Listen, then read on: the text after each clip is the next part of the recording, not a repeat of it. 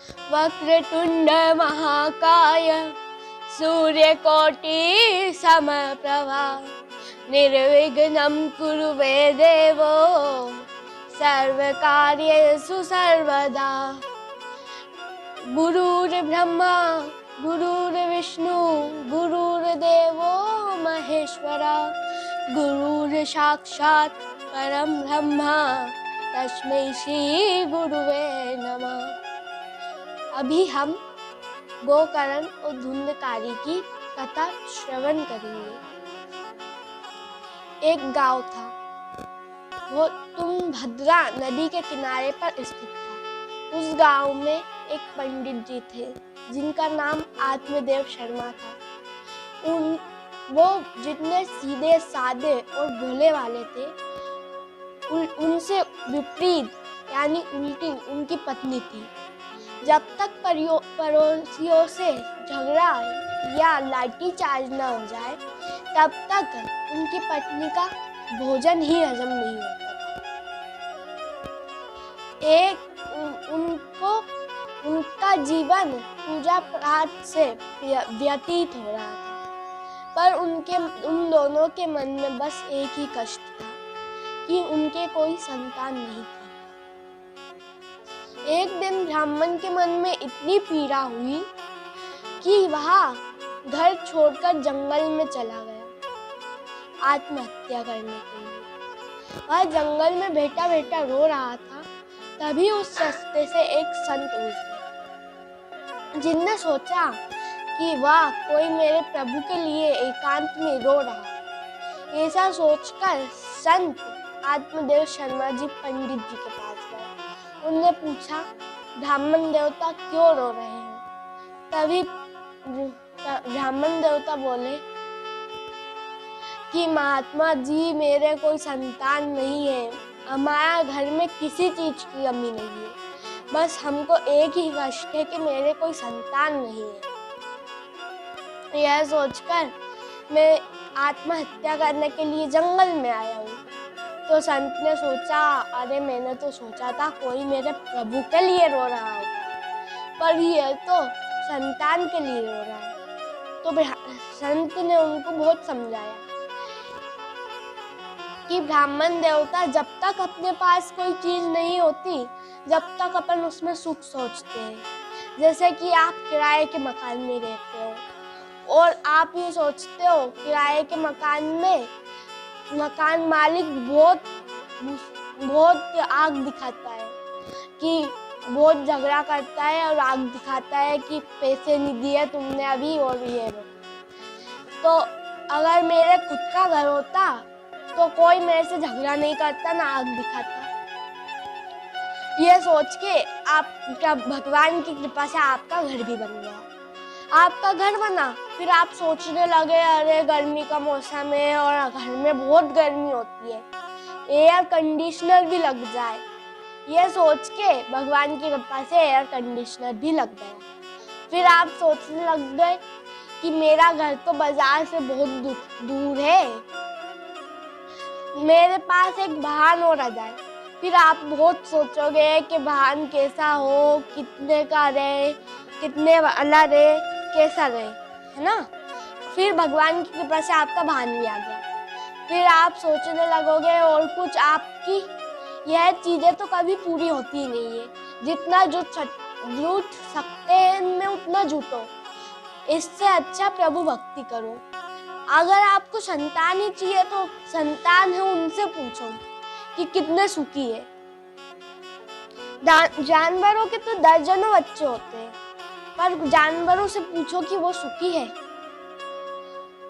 तो महात्मा क्या पंडित जी बोले कि आप क्या जानो संतान का सुख, आप तो संत हो, बाबा वैरागी बनकर घूमते हो, आपके संतान का सुख जानोगे, आप तो सब त्याग कर आए हो। तो संत बोले कि ब्राह्मण देवता बुरा मत मानना, आपके हस्तरेखा बता रही है कि आपको 7 जन्म तक संतान नहीं होगी। ऐसा सुनते ही ब्राह्मण देवता ने सिर जमीन पर पटका बहुत जोर से।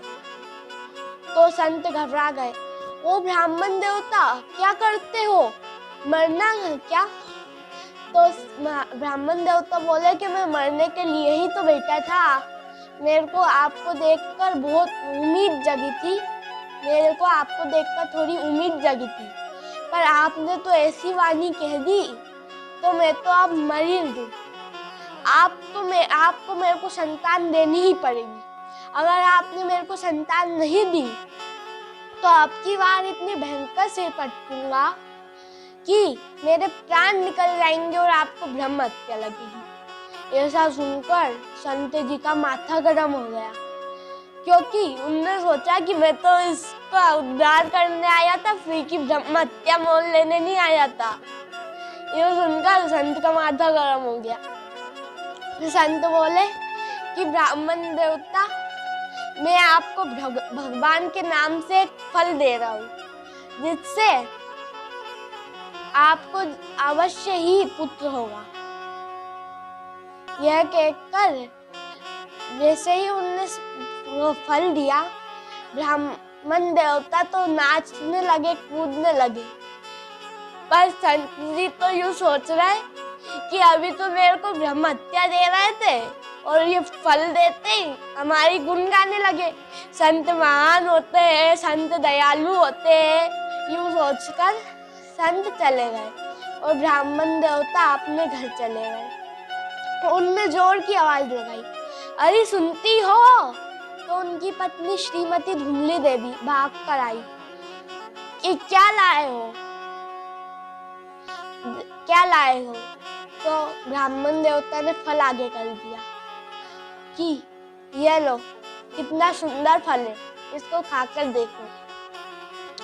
तो ब्राह्मण देवता ने फल आगे किया तो धुमली देवी बोली कि मैंने तो सोचा था कोई 9 लाख का हार लेके आए हो, ऐसा फल दिखा रहे हो, मैंने आज तक फल नहीं खाया। ऐसा कहा तो ब्राह्मण देवता ने कहा कि ये ऐसा वैसा फल नहीं है, ये मेरे को एक सिद्ध संत ने दिया है, इसको खाने से तुमको अवश्य संतान होगी। ऐसा कहा तो धुमली ने कहा, हाँ चलो आप चल जाओ, आपका काम करो, मैं नहा धोकर पूजा पाठ कर कर फिर खाऊंगी। तो ऐसा कहकर संत वो ब्राह्मण पंडित जी तो चले गए अपने पड़ोसियों के घर गप्पा मारने कि देखो हमारे घर में भी कुछ समय पश्चात किलकारियाँ गूंजेगी। ऐसा कहकर गप्पे मारने लगे और धुमली माँ पे माथा पकड़ के बैठ गई कि अरे ये तो कितने ये भोले वाले हैं, हर किसी की बातों में आ जाते हैं, पर मैं ऐसा नहीं करूँगी, मैं आगे की सोचती हूँ। कोई संत ने कुछ ऐसे किसी की बातों में नहीं आती, फल खाने से कोई भला बच्चे होते हैं। तभी वहाँ पे धुमली की पड़ोसन आ गई। उसने कहा, इतनी उदास होकर क्यों बैठी हो? तो ऐसा कहा तो धुमली ने कहा कि मेरे पति इतने भोले वाले हैं, हर किसी की बातों में लग जाते हैं, एक संत से फल ले आए, अब फल खाने से कई बच्चे होते हैं।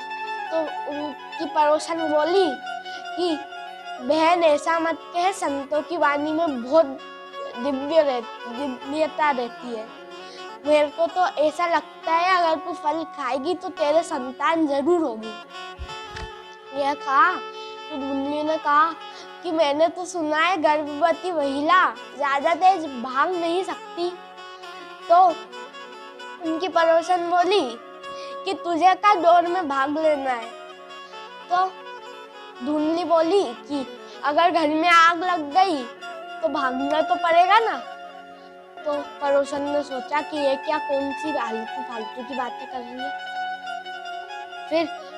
फिर धुमली बोली, फिर पड़ोसन बोली कि तू तो भगवान का नाम लेके खा ले, जो होगा देखा जाएगा, फल भला नुकसान करता है जो तू इतनी डर रही है।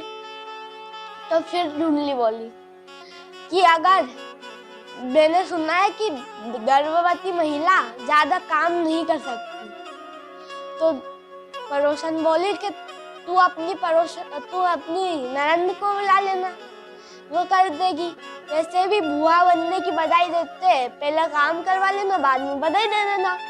ऐसा कहा तो धुंधली बोली, अरे मेरी नरन तो महा चोटती है, अगर 1 महीने भी आ गई ना तो पूरा घर खाली कर ले जाएगी। ऐसा कहकर धुंधली ने फिर बोला, तो पड़ोसन ने फिर बोला कि तू तो भगवान का नाम लेके खा ले, जो होगा देखा जाएगा। तो फिर धुंधली बोली कि मैंने सुना है कि सुखदेव जी 11 वर्ष तक माँ के घर में रहे थे। तो पड़ोसन बोली, हाँ मैंने भी सुना है। तो धुंधली बोली कि अगर मेरे ऐसा पुत्र हो गया तो मैं तो जीते जी मर जाऊंगी, मेरे से ना काम होगा ना कुछ होगा। 11 वर्ष तक बिना फालतू की मुसीबत मोल, अब ऐसा तो मैं फल कभी खाने ही नहीं वाली। समझा समझा के पड़ोसन का माथा गर्म हो गया और पड़ोसन चली गई। तभी धुंधली की छोटी बहन आई और पूछा कि बहन इतनी उदास क्यों हो। तो धुंधली बोली कि मेरे पति इतने भोले वाले हैं। फिर उसने वो कथा सुनाई कि हर किसी की बातों में आ जाते हैं। अब एक संत ने उनको फल दे दिया, फल खाने से भला तू बता बच्चे होते हैं। तो धुंधली की छोटी बहन यही चाहती थी कि अगर धुंधली के संतान नहीं हुई तो ये मेरा बच्चा ले लेगी और इसकी धन संपत्ति सारी मेरी हो जाएगी। यह सोचकर धुंधली का और दिमाग खराब कर दिया उसकी छोटी बहन ने। संत की बात ऐसा होता है भला, हर किसी ने दे दिया फल कि बच्चे हो जाएंगे, ये फल खा लेना। ऐसा अगर संत की वाणी में सच्चाई है तो ये फल अपनी गाय को खिला दे। वैसे भी मैं गर्भवती हूँ, मेरे भी अभी संतान होने वाली है, वो संतान तुम रख लेना। ऐसा कहकर धुंधली की छोटी बहन चली गई और धुंधली का और दिमाग खराब हो गया। और फिर धुंधली ने वह फल चुपचाप से अपनी गाय को खिला दिया। अपनी गाय को खिलाया तो वह अपनी गाय को फल खिलाया। तो कुछ समय पश्चात धुंधली की छोटी बहन के संतान हुई। उसने रात को चुपचाप से अपनी संतान धुंधली को दे दी और धुंधली से कहा। धुंधली ने अपने पति को समझा दिया क्योंकि वो भोले वाले थे, समझा दिया। और उसके 3 महीने बाद उन गाय के संतान हुई। वो संतान पूरी मनुष्य जैसी थी, बस उसके कान गाय जैसे थे। और फिर पंडित जी ने अपने गुरुदेव से बात कर उन दोनों का नामकरण करवाया। नामकरण करने लगे तो उनके पुत्र, धुंधली के पुत्र, उसका नाम उनने बता, मेरा नाम वो रख रहे थे। तभी धुंधली खड़ी हो गई। अरे सुनते हो, 9 महीने कष्ट मैंने झेले और आप नाम रखने के लिए खड़े हो गए। ऐसा कहकर धुंधली तो आत्मदेव जी बोले कि तुम रख दो, उसमें क्या बड़ी बात है। तो धुंधली ने कहा, मेरा नाम धुंधली है तो मेरे पुत्र का नाम धुंधकारी होगा। और फिर आत्मदेव शर्मा जी बोले कि इसके कान गाय जैसे है और शरीर मनुष्य जैसा, तो इसका नाम होगा गोकर्ण। गाय के पुत्र का नाम रख दिया गोकर्ण। और धुंधली की छोटी बहन का पुत्र का नाम रख दिया धुंधकारी। फिर धीरे धीरे बड़े हुए। एक कुच्छात दूसरा पुच्छात, दोनों ने शिक्षा प्राप्त करी। एक बना कुच्छात और दूसरा बना पुच्छात। यानी गोकर्ण जी ने अच्छी शिक्षा प्राप्त करी और वह सर्वगुण संपन्न हो गए और धुंधकारी ने गंदी शिक्षा प्राप्त करी। जब गोकर्ण जी गांव की गलियों में से गुजरते तो लोग उनको देखकर पैर छूने के लिए तैयार हो जाते। और अगर उस रास्ते से धुंधकारी गुजरता तो लोग घर में ताला लगा के भाग जाते। यह व्यवहार देखकर आत्मदेव शर्मा जी को बहुत ग्लानि हुई और फिर वो जंगल में आत्महत्या करने के लिए चले गए। एक बार गए थे मेरे पुत्र नहीं था और दूसरी बार गए मेरे पुत्र क्यों है ऐसा। तो उनको जाते हुए गोकर्ण जी ने देख लिया। गोकर्ण जी बोले, पिताजी आप कहाँ जा रहे हो? आत्महत्या करने, और हत्या तो महापाप है। आत्महत्या महापाप है। अगर अपन किसी दूसरे की हत्या करते तो उसने अपना कुछ बिगाड़ा होगा, तब अपन दूसरे की हत्या करते, और अगर अपन खुद की हत्या करें तो वह तो महापाप है। अपन खुद का क्या बिगाड़ते हैं जो अपन आत्महत्या कर रहे हैं। ऐसा कहकर गोकर्ण जी ने उनको समझाया कि पिताजी अपना जीवन तो धर्मशाला है, ये शरीर अपना धर्मशाला है और उसके अंदर बैठी हुई अपनी आत्मा है जो अपन है, यह तो अपने कपड़े हैं। अगर अपन धर्मशाला को गंदी करेंगे तो धर्मशाला के लोग अपन को धक्के मार के निकाल देंगे। अगर अपन ने धर्मशाला को 7 दिन के लिए बुक करवाया है तो 7 दिन तक ही रही है। अगर अपन ज्यादा दिन रहेंगे तो अपन को धक्के लाते मार के निकाल देंगे। और ऐसा उद्देश्य देने से आत्मदेव शर्मा जी को बहुत अच्छा लगा और वह प्रभु प्राप्ति के लिए संतों के साथ चले गए।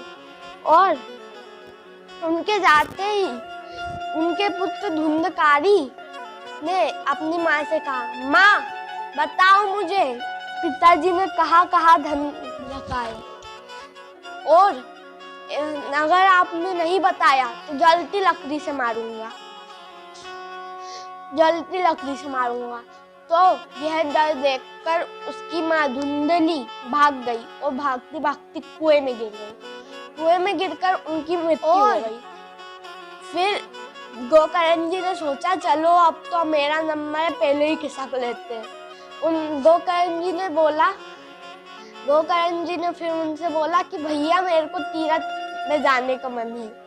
ऐसा तो धुंधकारी बोला कि जाओ, तो गोकर्ण जी चले गए। फिर धुंधकारी अकेला रहने लगा तो उसको बहुत बुरा लगता।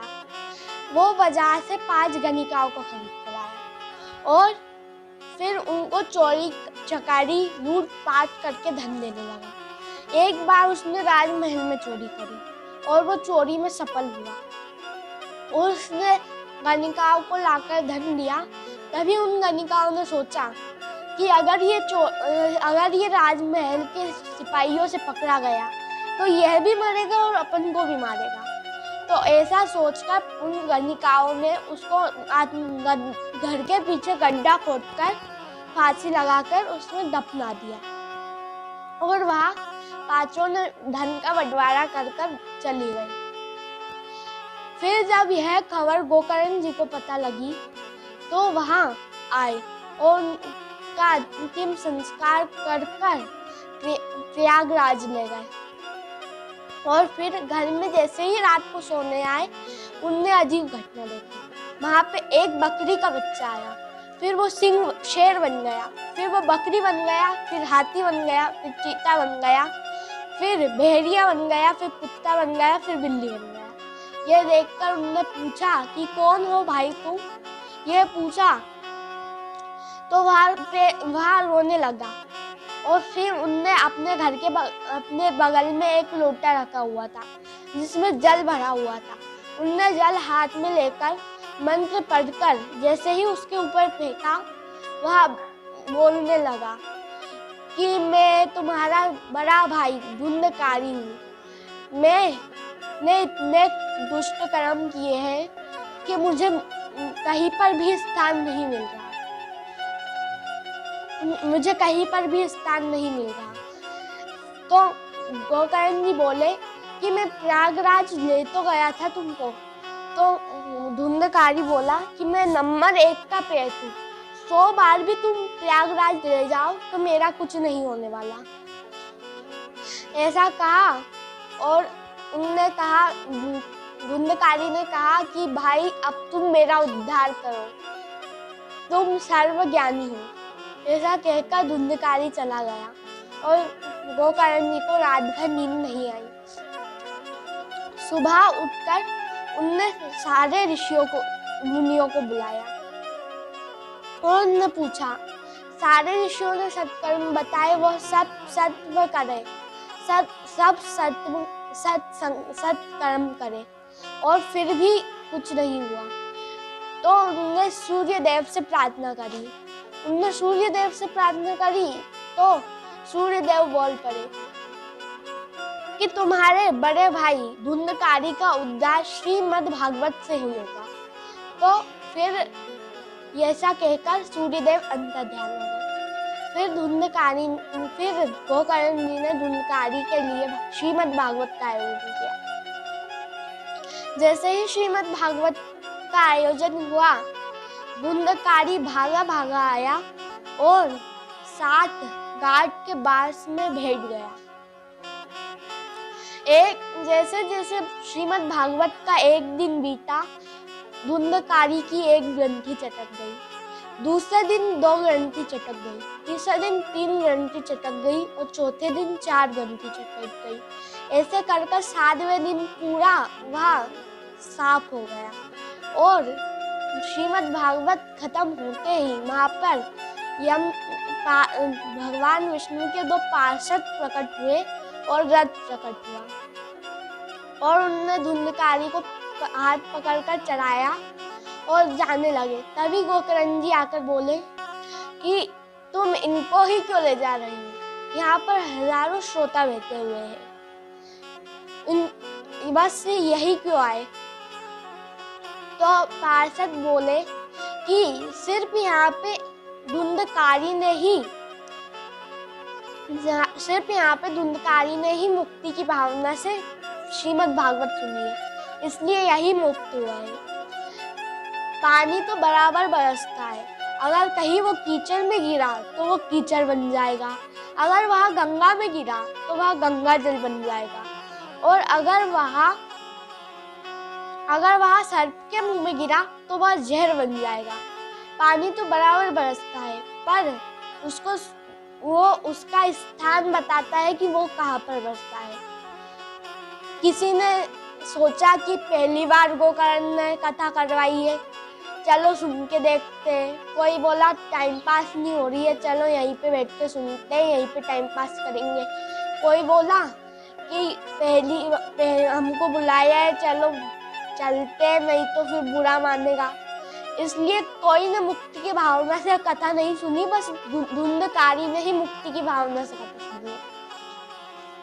तो सब लोग का मुंह लटक गया। तो गोकर्ण जी बोले कि अगले महीने में वापस भागवत का आयोजन करवा रहा हूँ, अब की बार मत चूक जाना। ऐसा कहकर गोकर्ण जी चले गए और सब लोग चले गए। अगले महीने जब भागवत करवाई और जैसे ही भागवत पूरी हुई, जितने हजारों लोग वहां पे बैठे हुए थे, हजारों विद्वान प्रकट हो गए और वहां पर श्री हरि विष्णु भी प्रकट हो गए और वो को गोद में उठाकर अंतर्ध्यान। ये श्रीमद् भागवत की महिमा है। ऐसा जिस महापापी धुंधकारी को श्रीमद् भागवत के श्रवण से मुक्ति मिल गई, तो हर किसी को मिल सकती है।